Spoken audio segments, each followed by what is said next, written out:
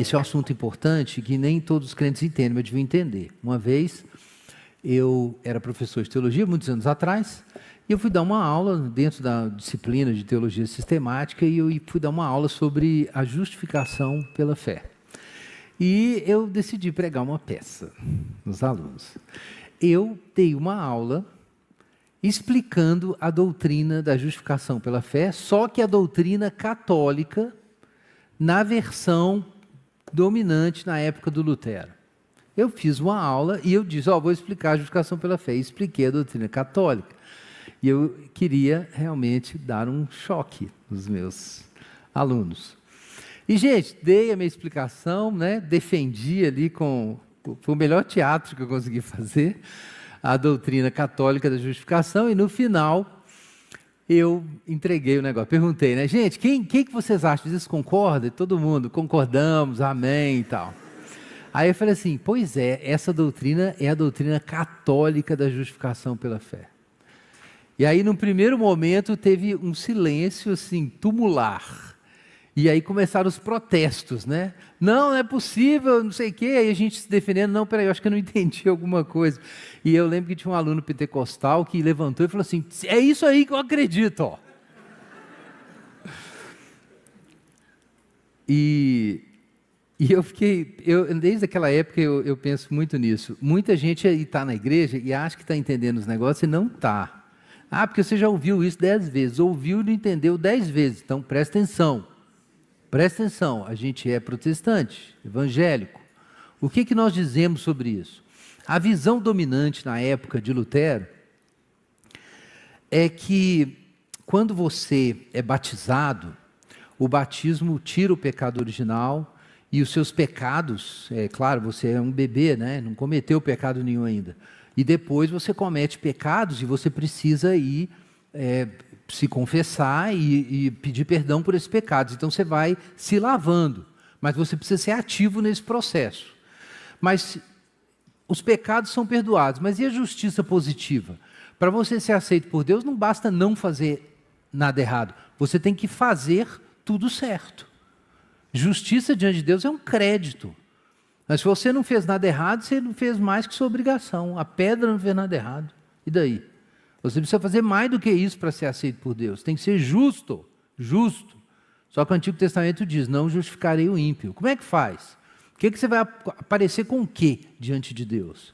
Então, na versão do catolicismo romano, na doutrina da justificação que Lutero recebeu, porque havia certo debate teológico na época, tá? Não era totalmente uniforme, não. Mas era a visão dominante. Quando você, enfim, anda com Deus, você crê em Deus, você é um cristão batizado, a justiça de Cristo foi infundida dentro de você. A justiça de Cristo foi dada para você. E essa justiça que entrou dentro de você como uma semente, tá? Ela precisa crescer. E na medida que ela cresce, você caminha para a justificação. Como é que ela cresce? Você vai fazendo boas obras, você recebe os sacramentos, você pratica a confissão, você serve ao Senhor, você está envolvido com a igreja, então você vai sendo santificado. Mas nesse processo, a justiça de Cristo está crescendo. E você vai ser justificado por meio de Jesus. Mas as suas boas obras fazem parte do seu processo de justificação. Porque na medida que você vai trabalhando e vai expressando a justiça infusa de Cristo, você vai atingindo méritos diante de Deus. E aí alguém pode dizer, não, mas os católicos não dizem que a gente é salvo pelos nossos méritos. De fato, o que eles vão dizer é que você trabalha, serve ao Senhor, faz boas obras e você vai acumulando méritos. Mas você só realizou esses méritos porque a justiça de Cristo dentro de você te fez obedecer. Então, o que é a resposta? É Cristo que está te dando a sua justiça. Você tem que fazer boas obras e acumular méritos, mas no fim é Cristo que está te justificando, porque você só fez as boas obras porque a justiça de Cristo estava em você. Beleza. Só que na experiência cristã, o que isso significava? Que o sujeito olhava para as suas obras para ele pensar sobre a qualidade do seu acesso a Deus. Na prática, essa era a experiência.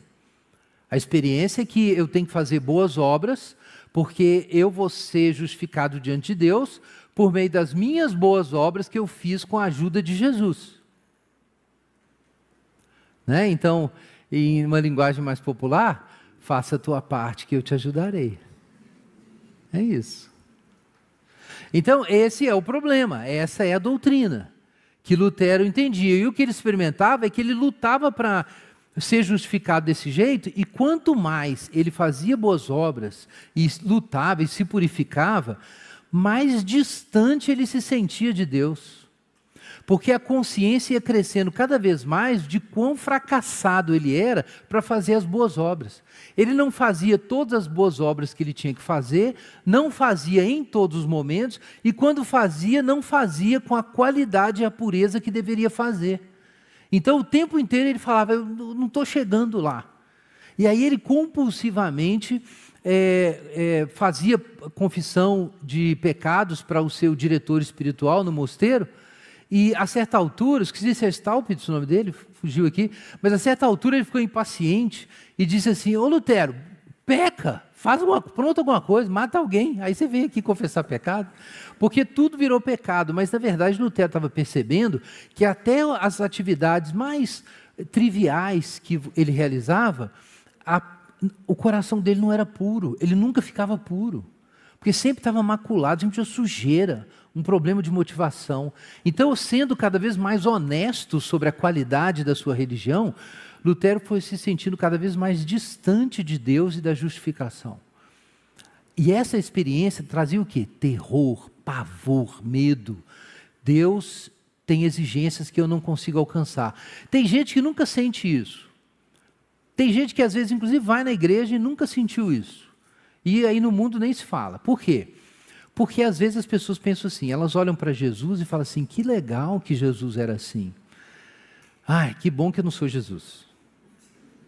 Muita gente pensa isso, que é o seguinte, a santidade é para os santos, eu só sou uma pessoa comum. Até que um dia ela vai comparecer diante de Deus e descobrir que Jesus é o padrão de Deus para o ser humano. O que vai acontecer com você se você não é igual a Jesus? Você vai para o inferno. Por isso. Mas por que uma regra tão dura? Vou te falar. Porque você não é uma barata, não é uma lagartixa, você não é um macaco, você não é uma pedra, você é um portador da imagem divina. Então o padrão para você é esse. E se você não alcançar, você profanou a imagem divina. A dignidade humana é que causa a indignidade humana. É exatamente isso. Por que o homem vai ser condenado? Porque ele é portador da imagem divina. É isso. É uma dignidade alta demais. É uma coisa que coloca o ser humano na posição acima dos anjos. Como é que faz com o homem que vive igual qualquer um, vive como animal por aí? Condenação. Ele vai comparecer diante do Criador e vai responder. O que você fez com a racionalidade, a inteligência, a beleza, a sabedoria, o poder de ser bom? O que você fez com isso? Com o senso moral que as bestas não têm e você tem? O que você fez com isso? Você vai comparecer diante de Deus e vai dizer o quê? Você vai dizer assim, não, eu fiz o melhor que eu podia. Aí a resposta é, não, o padrão não é esse, não, o padrão é meu filho. Esse é o meu filho amado em quem me comprazo. Esse é o padrão. Você não alcançou o padrão, você vai pagar. É isso. Então, quem nunca tentou seguir Jesus, não faz ideia do que é isso. Se você tentar 5 minutos seguir Jesus seriamente, aí você vai saber quem você é. Enquanto você não fez isso, você não sabe. Você é uma criança. Mas na hora que você falar, eu vou imitar Jesus hoje, aí você vai começar a saber quem você é. E aonde você está em relação a Deus. Aí que você vai saber. E Lutero estava nessa luta. E quanto mais ele lutava, mais ciente ele estava de que ele estava perdido. A doutrina da justificação, nessa versão do catolicismo romano, não trazia paz, e não traz mesmo, ela é confusa. Eu preciso dizer aqui aos irmãos e amigos católicos, é confusa. Ela não traz paz para o coração, porque a carga em cima do ser humano de atingir esse propósito só é ressaltada. Não está escrito isso ali, a gente acabou de ler na carta aos Romanos aqui no capítulo 5. aonde você tem a lei, para que a lei serve? Para ressaltar a transgressão. Quando a gente conhece melhor a vontade de Deus e o caráter de Cristo, a gente tem mais consciência da nossa pecaminosidade. A transgressão fica ressaltada, ela não é aliviada. E é por isso que Lutero sofria. Sofre quem está consciente, quem está de olhos abertos espiritualmente. Quem tem autoconsciência e se enxerga e se compara com os outros e sabe como ele devia ter sido em vários momentos em que ele fracassou moralmente, espiritualmente. Quem está assim sofre. Quem está assim sofre. E tem que sofrer mesmo. Tem que sofrer. É muito comum a gente ver seres humanos revoltados com as maldades que as pessoas fazem, por exemplo, numa guerra. E coisas terríveis são feitas em guerras. E não tem um pingo de autoconsciência sobre por que o ser humano é assim. Vocês acham que as pessoas que se envolvem com coisas terríveis em guerras na história são pessoas que eram moralmente inferiores a você? Vocês acham que a Alemanha inteira, ou boa parte dela, se envolveu num grande genocídio porque os alemães são seres humanos inferiores a você e a mim? Não. O potencial para essa malignidade está presente. E talvez você não foi tão mal quanto você poderia ser, porque Deus não te deu uma oportunidade. Porque Deus não te fez nascer rico e branco na Alemanha nos anos 1940. É só por isso que você não é muito mal. Só por isso. Olhe para a sua vida. As situações de pressão que você sofreu, o que elas produziram em você? O que você viveu naquele momento? Você ficou mais santo, mais bondoso, mais paciente? Ou você murmurou, ficou magoado, se revoltou, deu troco? É isso que você é. É isso que eu sou. Então Lutero foi descobrindo que ele estava na água, né? Ele estava na água. Quanto mais ele se aproximava, mais consciente ele ficava disso. E ele, estudando a carta aos Romanos, foi entendendo erradamente a justiça de Deus como uma grande punição divina. Paulo fala aqui no Romanos, no capítulo 3, agora a justiça de Deus se manifestou. E ele não entendia isso. Para ele, a justiça de Deus era esse processo de Deus de nos dar a justiça de Cristo e botar a gente para trabalhar para a gente merecer a salvação. Então era um negócio meio que assim, incompleto. E ele foi ficando com raiva. Lutero ele relata isso, que ele foi ficando com raiva desse negócio.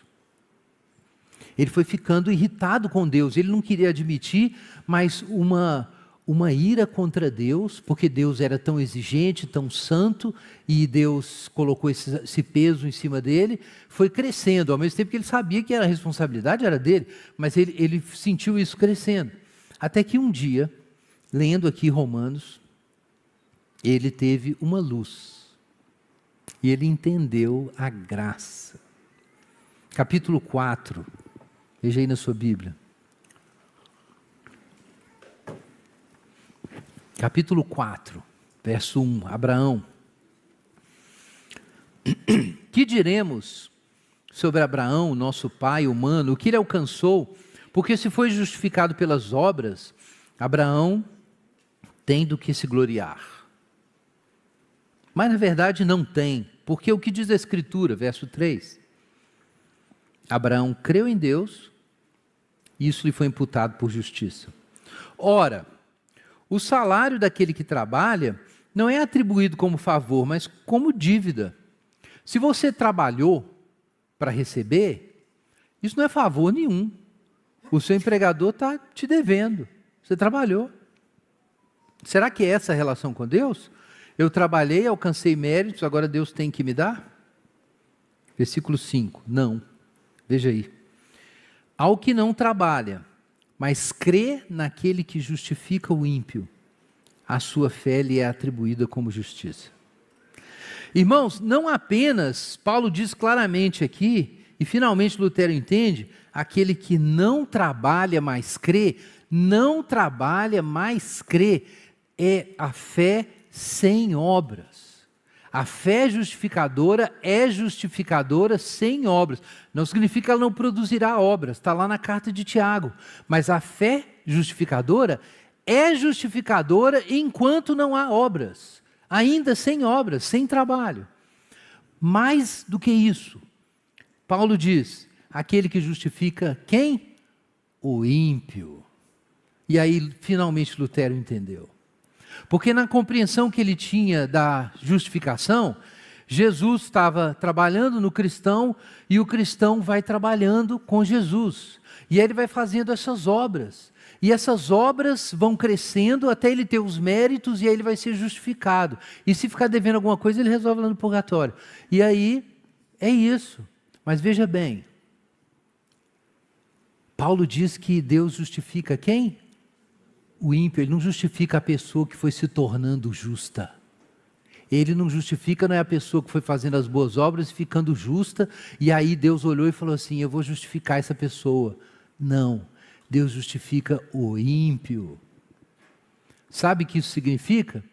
Que Deus não está te esperando fora da lama. Deus foi te tirar lá da lama. Não importa a quantidade de erro, de pecado que você cometeu. Não importa a lama que você se enfiou e que você reuniu ao redor de si. Isso não é impedimento para Deus. Talvez você olhe para essa lama e fale assim, eu não dou conta de me limpar, eu não consigo resolver isso. Porque eu sou um ímpio. Não tem nada bom em mim e eu não tenho méritos e eu estou cheio de pecados. Mas Deus justifica exatamente o ímpio. Você não fica bom e justo para ser salvo. Você é salvo para ficar bom e justo. Deus justifica o pecador. Então isso explodiu a cabeça de Lutero.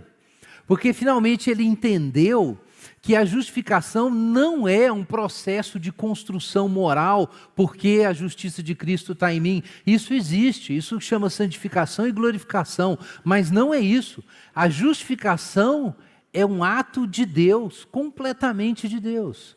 Deus, por causa dos méritos de Cristo, te considera aceitável.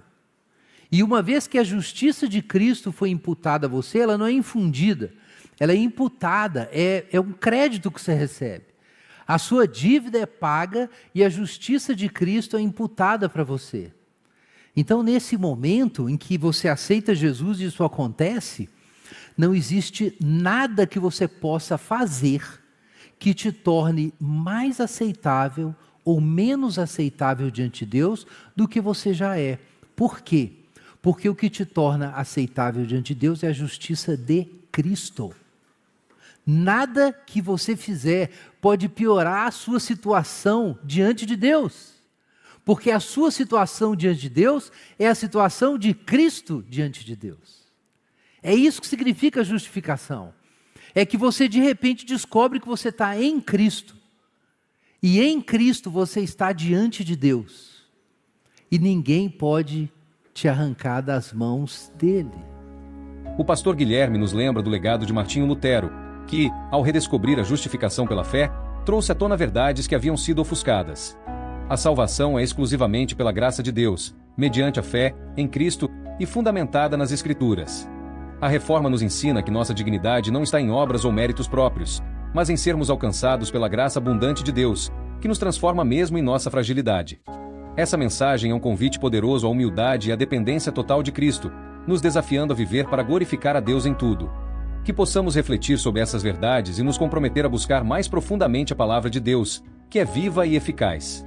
Sinta-se à vontade para debater com respeito sobre esse tema na seção de comentários. Não se esqueça de deixar o gostei e se inscreva no canal para receber os próximos vídeos. Um abraço a todos e fiquem com Deus.